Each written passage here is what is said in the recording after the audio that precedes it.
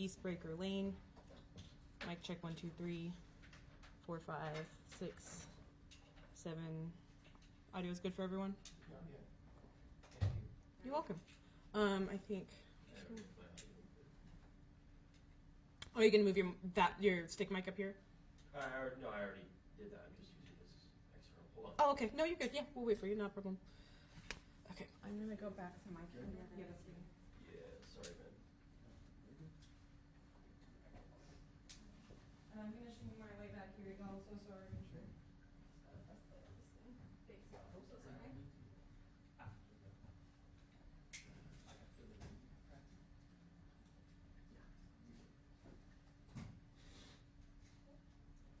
Ready? Yeah, I think we're good. Oh, are we? Let me see. Yes. Sorry. No, you're good.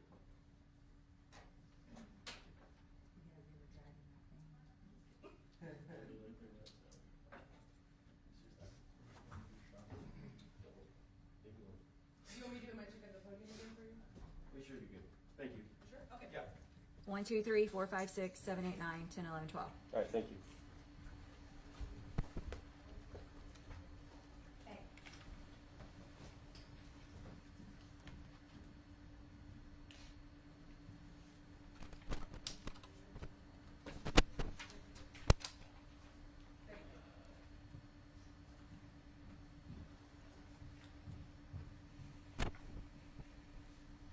Hello, everyone. So we see who the hardest workers are around here on the Saturday showing up, huh? All right, are you guys ready? Yes, ma'am. Do you need me to say my name? Think you're good? All right, awesome. Okay, so this afternoon I'd like to give more details about the officer-involved shooting, which occurred on Wednesday, May 7th, around 12:40 a.m. in the 800 block of East Breaker Lane.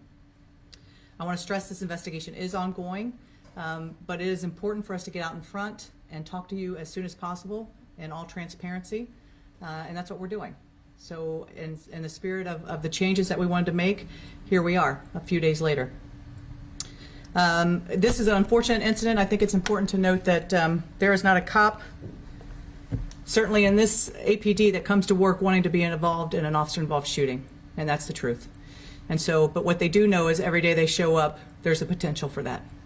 This is a dangerous job. It is an often not pretty job, but they show up every single day. And so we're going to get into that and what this looks like. But again, it is a tragedy. Never want to see anyone hurt, and certainly our officers don't want that as well.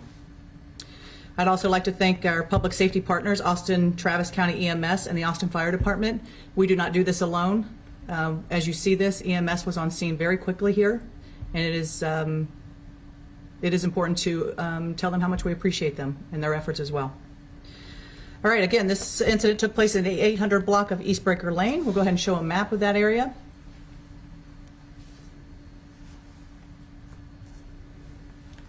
All right, you can see right 35 and East Breaker Lane there.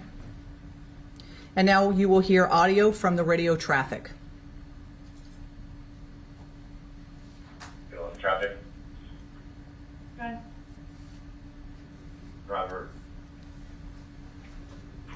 Breaker 35. Sure, northbound.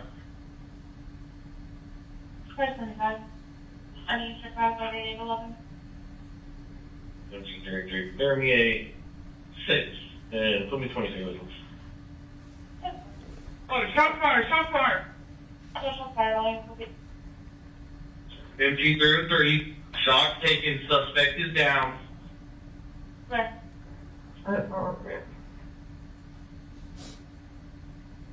Alright, Star or State EMS.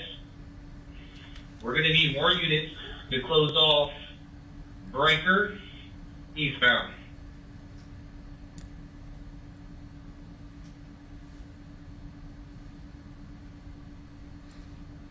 All right, now we're going to see body-worn camera from Officer Pitcher.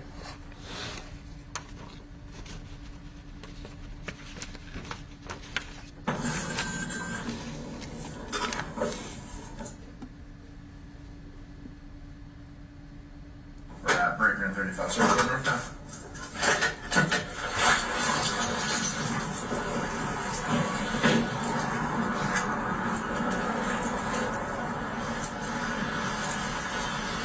going on? Officer Pitcher, Officer Police Department. Reason for the stop, so you use your turn signal when you made the right in here. Oh, okay, I'm sorry. Alright, do you have your ID on you?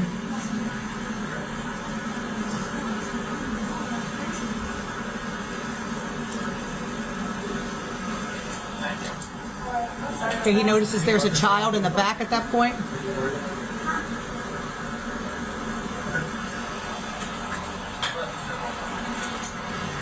You can hear the other officer asking him to step out of the car, and Officer Pitcher goes around. Is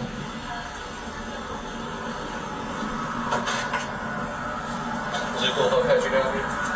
Just make sure you don't have any building or anything.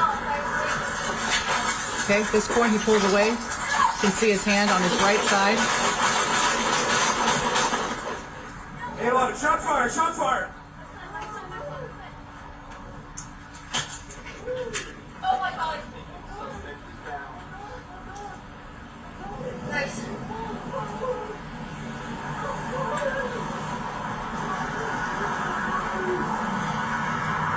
Alright, Star, Prestige, EMS. We need more units to close off Breaker, Eastbound. Hey man, where's the gun at? Clean it! Let me see your hands, you're reaching. Yes, you are. Do me a favor, man, okay? Line of fires towards Michi Lobos. Alright? From the We're service gonna road. get you help. We are in the Chevron parking lot on the east side driveway. Hey, do me a favor, bro. Alright? Hey, crawl to your left. At this point, they don't know if the gun is in his hand or the gun is. We only see one hand. Leave the guns on Do you hear the right woman, the side. front driver passenger, tells the officers to be careful? Cannot move, cannot see his left hands. For 43. Get the vehicle. Do you have anything on you? No, I don't. No, I don't. No, I don't. No, I don't. We turn it off. No, you're gonna stay there. Hey, I'm just gonna come back here because she's in the line of fire and she has a kid. Okay, so he's concerned at this point, not knowing, again, where this gun is. They're potentially in the line of fire as well. Hey, Kirschberg, I'm gonna have her and her kid move back. Hey, just move to my car. Move to my car. At this point, other officers have arrived and they're moving in. Close the door. Do not reach for the gun. Let me see your hands. It was right waistband. We saw the imprint. It's under you. He says it's under me. Roll over your stomach. Roll over your stomach.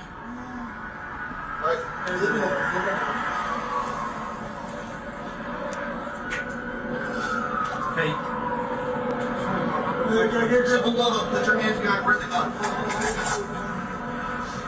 You got closer? No, I cannot. Where's the gun at, dude?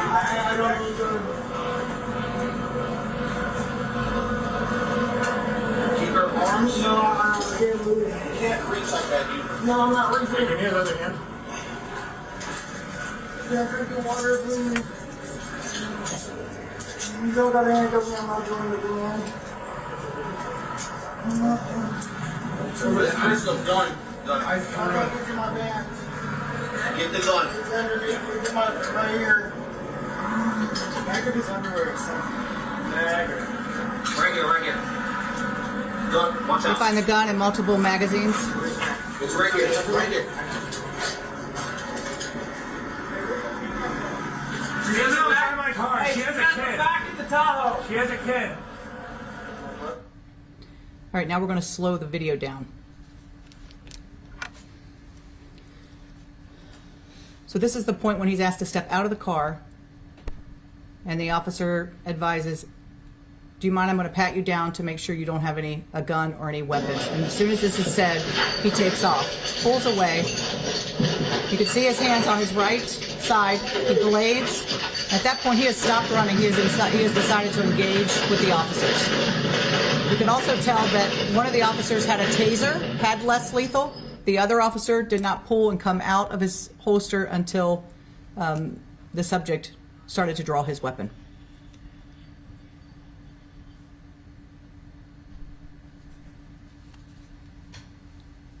These are some still shots here. Here's his hand on the gun. This is when he first starts to pull away.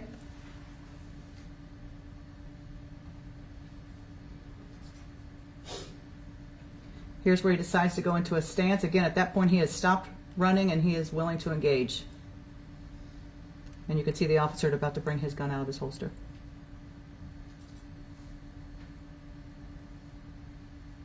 This here in the circle, you can't really see it. That's the gun is there. Again, in his right-hand side, right where he was reaching for it.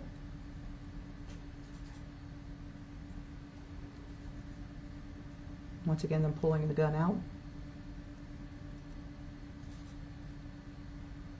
And here's the gun that they removed from his waistband, and about 3 magazines that are on the ground. Okay. So again, on May 7th, at 2025 this year, at approximately 12:40 a.m., we responded. Officers Ryan Rain, is it Rain? Is that how you pronounce it? Rain Kirchberg and Officer Jake Pitcher conducted a traffic stop in the 800 block of East Breaker Lane. The traffic stop was conducted due to the driver failing again to use his turn signal. Officer Kirchberg asked the passenger male, later identified as Branson Bareilles, to step out of the vehicle, and he stated he did not have identification. Mr. Bareilles stepped out of the vehicle, and as Officer Kirchberg attempted to pat him down, he pushed through the officer and began to evade on foot. When Officer Kirchberg reached for him, he turned, pulled away, and began reaching towards his right hip area of his waistband. Next, he turned sideways in a defensive or bladed stance and attempted to retrieve a firearm from his waistband. Officer Kirchberg and Officer Pitcher both fired shots and struck Mr. Bareilles. The officers approached Mr. Bareilles to safely restrain him and begin life-saving measures. And I would like to say this department and what they do to save lives here, cutting his clothes off, packing wounds, starting all of that before EMS arrived on scene. We've seen this in other areas, not just where officers involved in shootings, but when officers arrive on traffic injuries or shootings, stabbings that we respond to, they are always doing life-saving measures, and I think that's important to note. It's very impressive to me coming from outside the city. Mr. Bareilles was transported to the hospital where he is currently, I believe, in critical condition at this time. This is Mr. Bareilles. He's 26 years old. You can go on to the next slide. This is Mr. Bareilles' history. He is known to law enforcement, and it is currently worth noting that he has 2 felony warrants, one out of Kimball County and one out of Llano.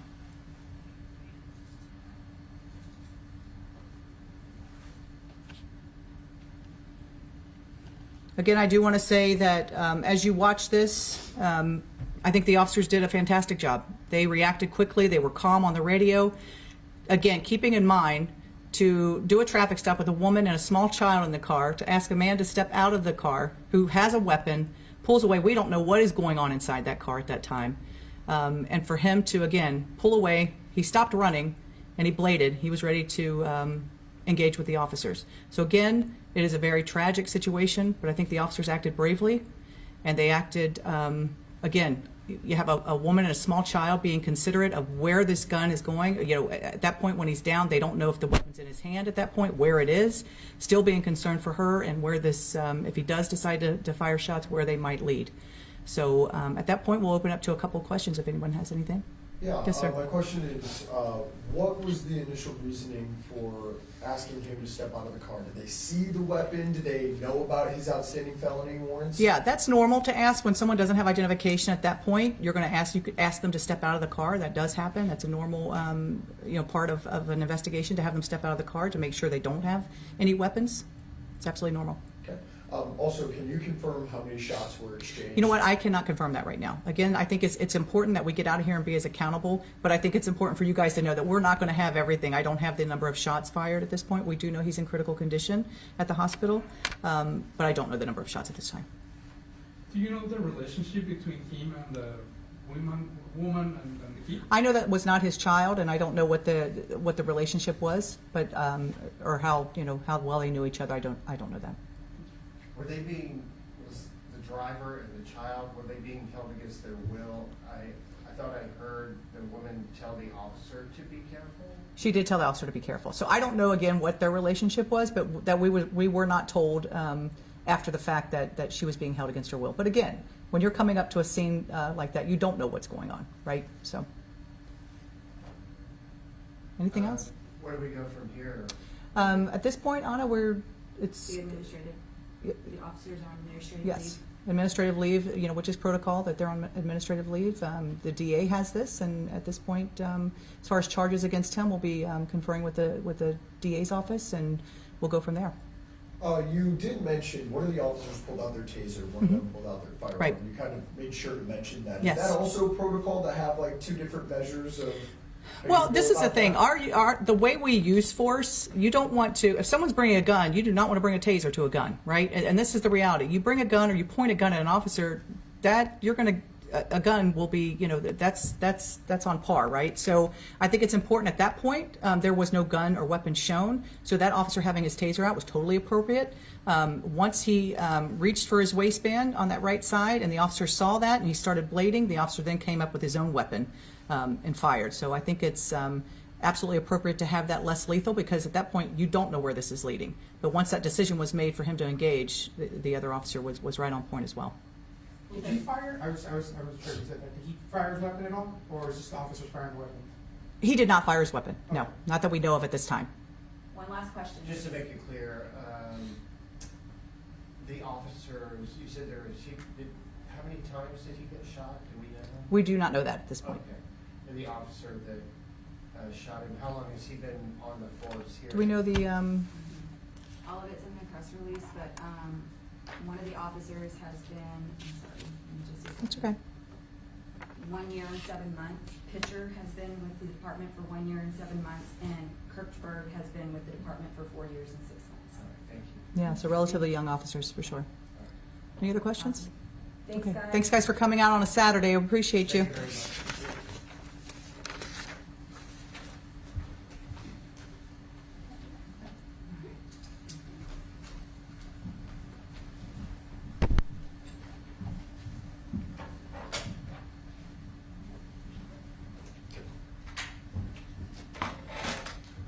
So we'll send out the video and those still images. Do you guys want like the criminal history and stuff as well? Yeah, anything you have would be great. Yeah, we'll send that out. We'll send a press release with everything, and we'll send a separate media advisory. Would you like